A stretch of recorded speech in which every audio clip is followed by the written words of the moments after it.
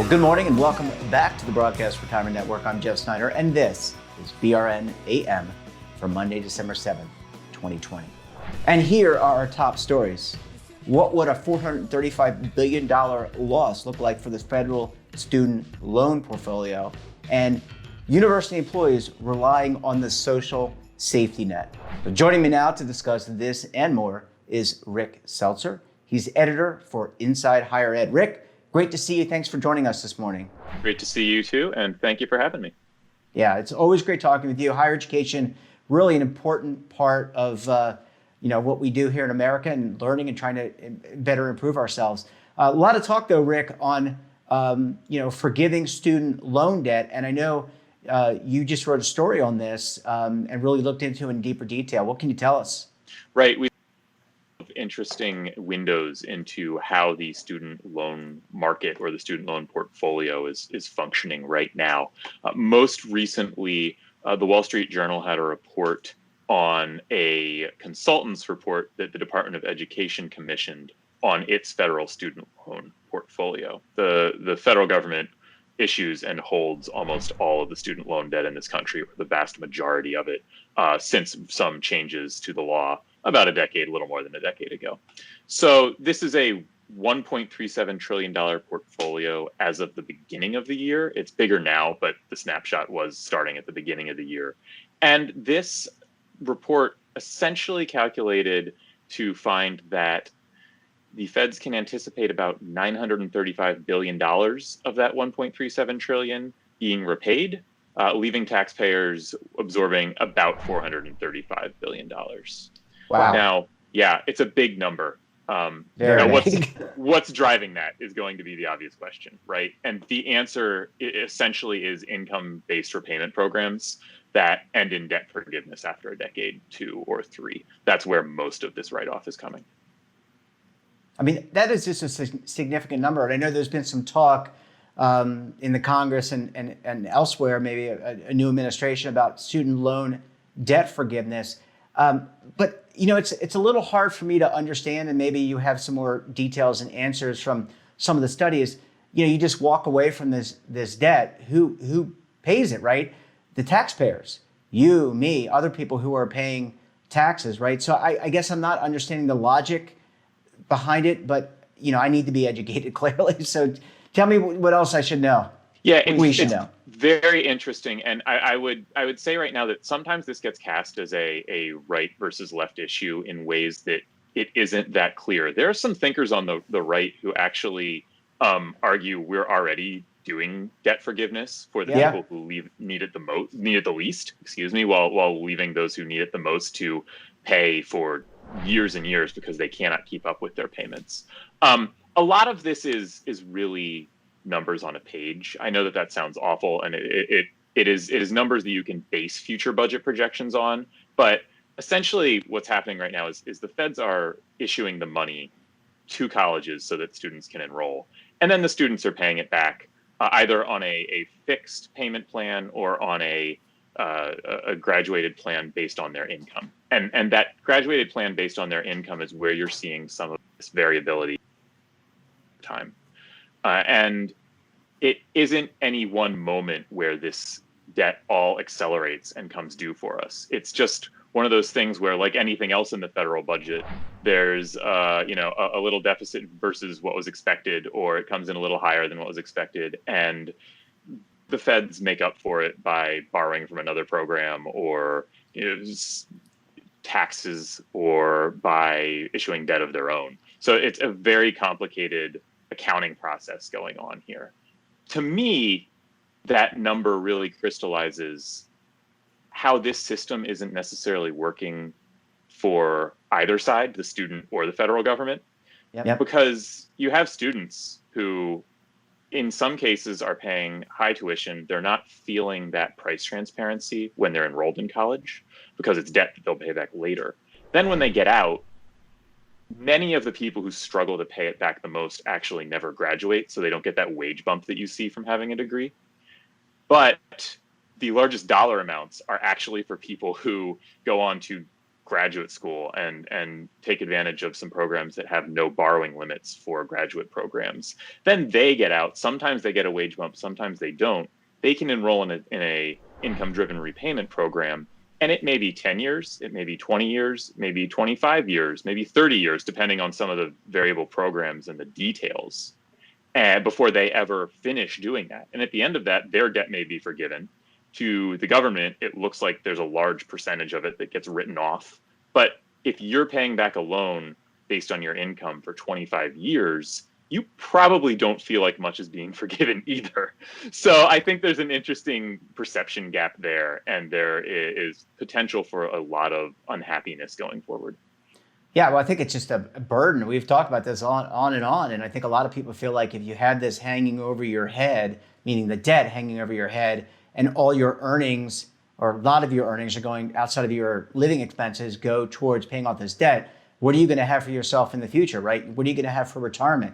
What are you going to have to build a family, buy a home, all these other things? You literally have to put things aside. So clearly, this is a big issue. And, I just want to pick up on something that you mentioned at the outset, which is that there are some people who are just getting their debt forgiven that don't need to get their debt forgiven.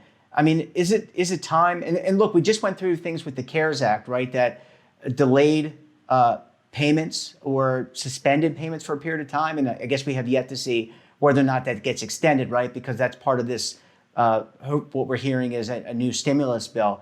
But, is it time really just to kind of, I don't know, blow things up? Is that the right word? But really overhaul, I'll use that word, overhaul this system to something that is a little bit more equitable and favorable to everyone.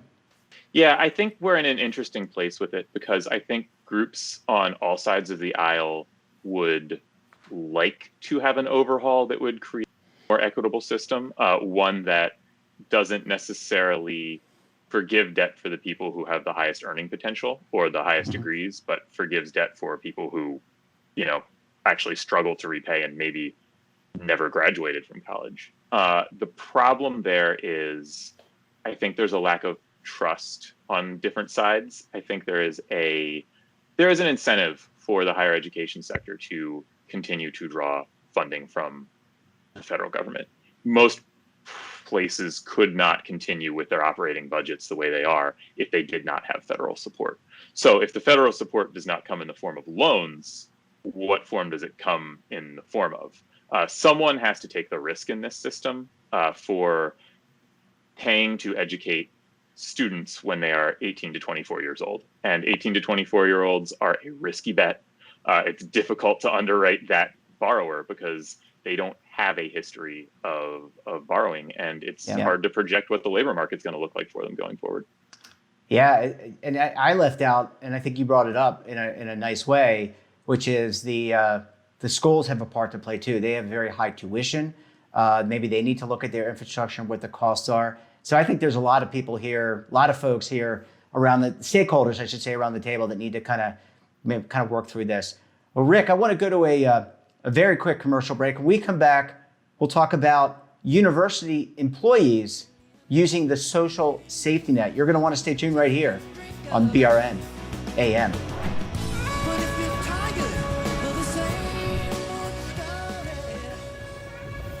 Imagine a new television network that will make you richer, healthier, and in control of your financial future.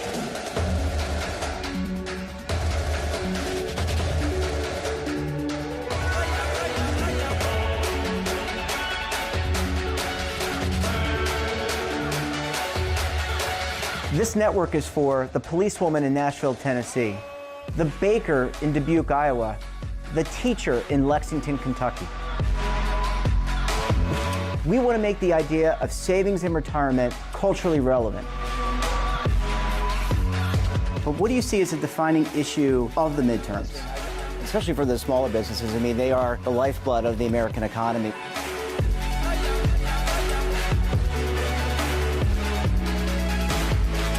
Featuring exclusive interviews, current affairs, and docuseries. 33 Yeah. years old, you retired early. The philosophy is money only matters if it helps you live a life that you love. But you got to start thinking about retirement as soon as you get in. The Broadcast Retirement Network will drive very high engagement with premium partnerships. So this isn't retirement and savings for your parents or grandparents. This is for all Americans. And we're going to change the way you think about money.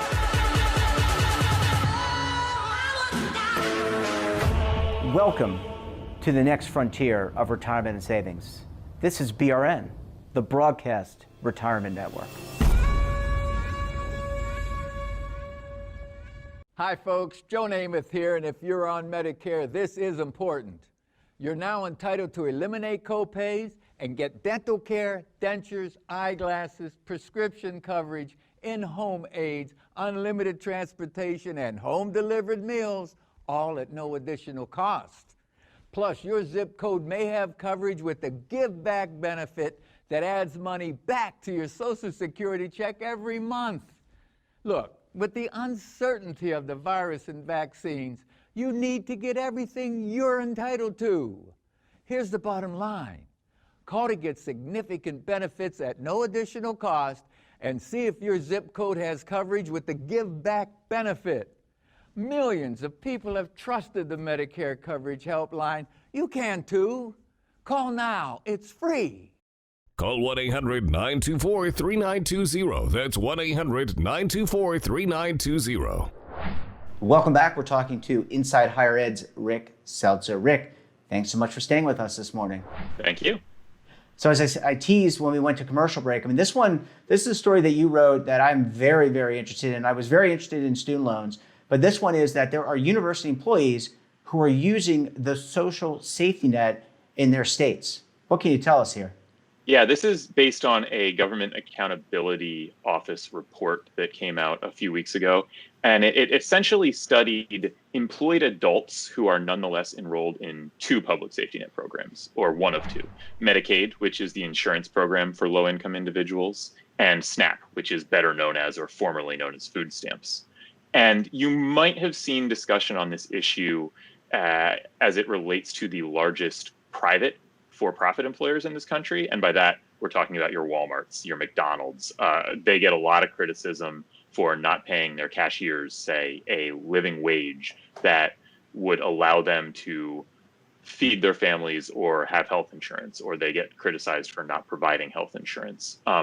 And instead, they get criticized for relying on indirect government subsidies like Medicaid, like SNAP, so that their employees can afford to eat or afford to visit the doctor, can essentially afford to work for them.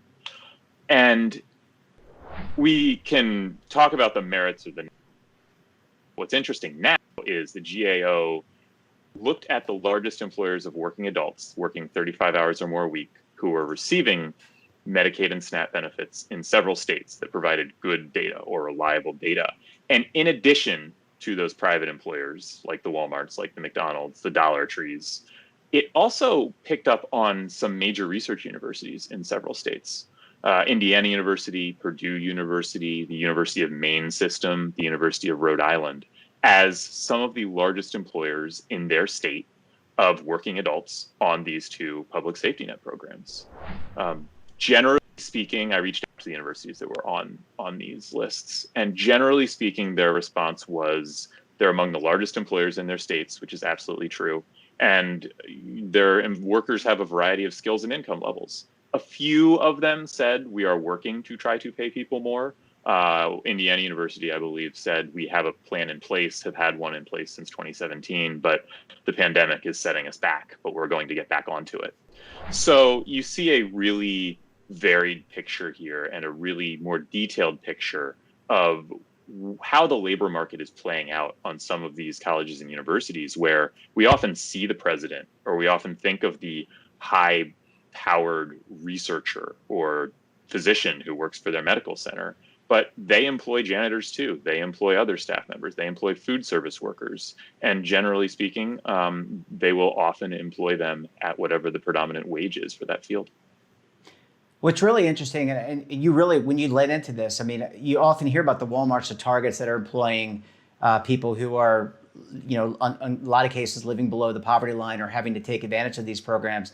You never, ever up until I started talking to you about this, had I heard about this. And, I just think about some of the wage gap that exists in private sector, but also the wage gap sounds like that exists in public sector, and specifically public sector higher ed. But when you think about it, the taxpayers within a state, they are subsidizing higher education, but also in another vein. So they're actually footing the bill for both sides of this equation. Yeah, it's if you pull back the lens, you can almost think about it as of which route you want the taxpayer to be doing the subsidy. And the question ultimately is, what is the most efficient route one of the questions is, what is the most efficient route for the taxpayer to be providing the subsidy, or should the taxpayer be providing the subsidy? Because these institutions do have very high paid employees. I don't have the data in front of me for any of them right now, but you look at some of the executives, you look at some of the wages that they pay different people. In some cases, the benefits that they provide to other groups of employees, and there is a real disparity there. So the question is, how do you want to pay for these programs? How do you want to pay for these benefits that, as of right now, we as a society have programs in place to say, here is the minimum level that is available to folks? Yeah, well, let me just, I'm old school, but, it's a social safety net for a reason, right? It is there in case you need it, but you're not supposed to subsist on it. That was the purpose of Social Security. That was the purpose of some of these other programs, right? Now, times have changed. Maybe there's a different point of view on that for some people. But, you bring it up. If you're a college professor doing research, I guess the question here, Rick, is when you're thinking about benefits and deriving benefits, it's compensation, wages, bonus, if there is a bonus, and healthcare and whatnot. All that should be factored in my opinion. Again, call me old school, whatever. I'm not even that old, but call me old school. And when you line up compensation, you have to think about all these things together, not push that off into, okay, well, these people are going to earn this amount of W-2 earnings, and they're also going to pull in money from SNAP and Medicaid. I feel like they need to be completely diverged from one another. That's just my opinion. I'll give you the last word. Well, I think there's certainly a strong argument for that. And I think there's also a strong argument for, I was very surprised when I started reaching out to the universities. I really think a lot of the officials there didn't know. They didn't have data on this. They didn't have good data, or they had to scramble to try to figure out what was going on. A lot of them couldn't tell me who exactly these workers were, right? I wanted to know how many people are food service workers who are under this. I didn't get that information. And the other thing that's going on is a lot of these universities have sought to make their budgets balance by outsourcing certain employment. So a lot of places will contract with a food servicer. That wouldn't necessarily have shown up in this GAO report. So I think some of this is maybe undercounted. And I do think maybe some accountability, some more understanding of the structural way these things would work would allow major employers, including public universities and probably some private ones too, to have a more responsible structure for how they compensate their employees and what benefits they provide.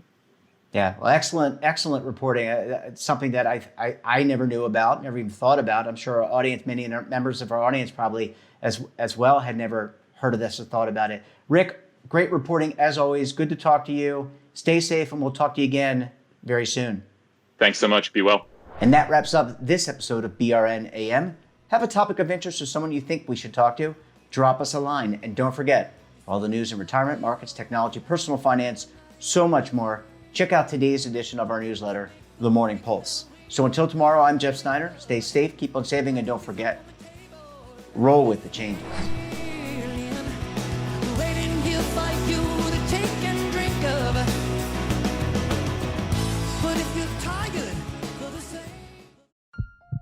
Are you being audited, and do you owe the IRS $10,000 or more in back taxes? Is the IRS threatening to take more of your money? Don't fight the IRS alone. The Tax Doctor is here to help you negotiate your tax bill and reduce your stress. The IRS can freeze your assets and seize your bank accounts, but you can stop these IRS actions. The Tax Doctor will work with you using our years of experience to represent your case to help you get the best resolution under the IRS guidelines. Help is here to deal with the IRS to reduce your stress. We've handled thousands of cases, so we know what we're doing. If you owe $10,000 or more in back taxes, do not call the IRS alone. Call a tax doctor now for a tax emergency analysis. Call 800-224-6439.